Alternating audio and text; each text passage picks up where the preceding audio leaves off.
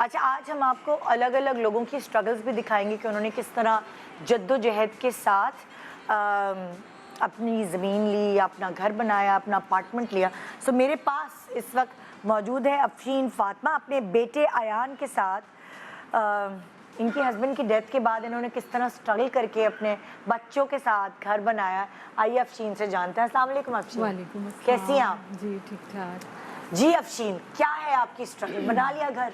जी जी ख्वाब पूरा कर लिया? ख्वाब मेरा पूरा हुआ। कैसे किया? अल्लाह के करम से अभी 6 महीने हुए मुझे अपना घर लिए हुए। मेरे हस्बैंड की 2015 में अचानक डेथ हो गई थी बाईपास में ना। अच्छा। उस टाइम मेरे बेटे जो हैं ये 7 क्लास में थे, बेटी 8 क्लास में थी और छोटा बेटा 3 क्लास में और था। उस तक आप लोगों का अपना घर नहीं अपना घर नहीं था, किराए पर था। हमने उसी टाइम बस छोटा सा एक कमरे में पार्लर शुरू किया था, जिम और पार्लर।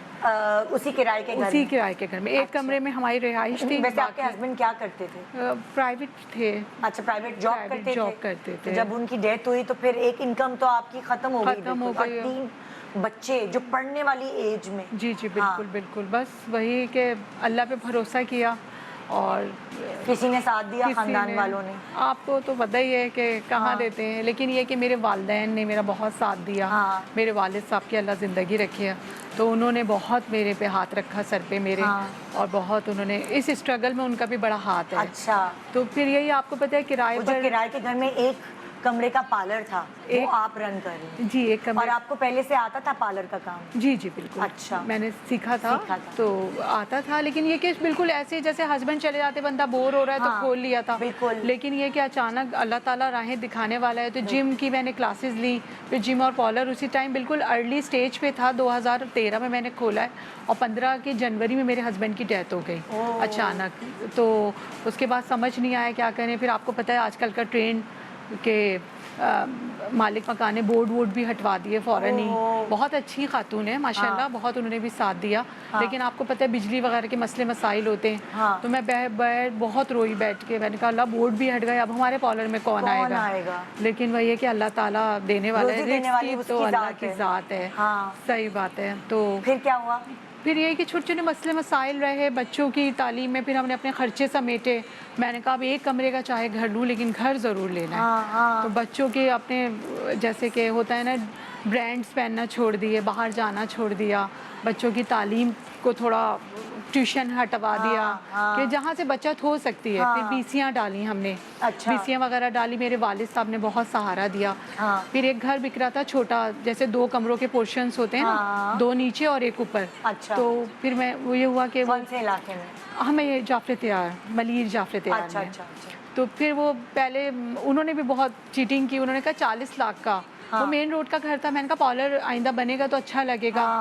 फिर उन्होंने कहा कि नहीं जी हम तो 50 का बेचेंगे। अच्छा, एकदम पैसे बढ़ा 10 लाख रुपए।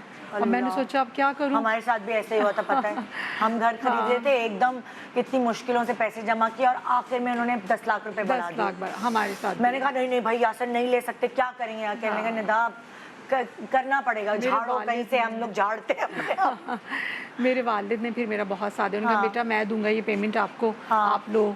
फिर एक ट्विस्ट ये आया कि मैंने अपने नंदोई के पास पैसे लगाए हुए थे दूध के काम में ना। 10 लाख रुपए। उन्होंने कहा हाँ आप दे दें एडवांस, मैं आपको जिस दिन आपकी होगी पेमेंट, 6 महीने का हमारा टाइम था, मैं आपको दे दूंगा। उससे 2 महीने पहले वो गायब हो गए।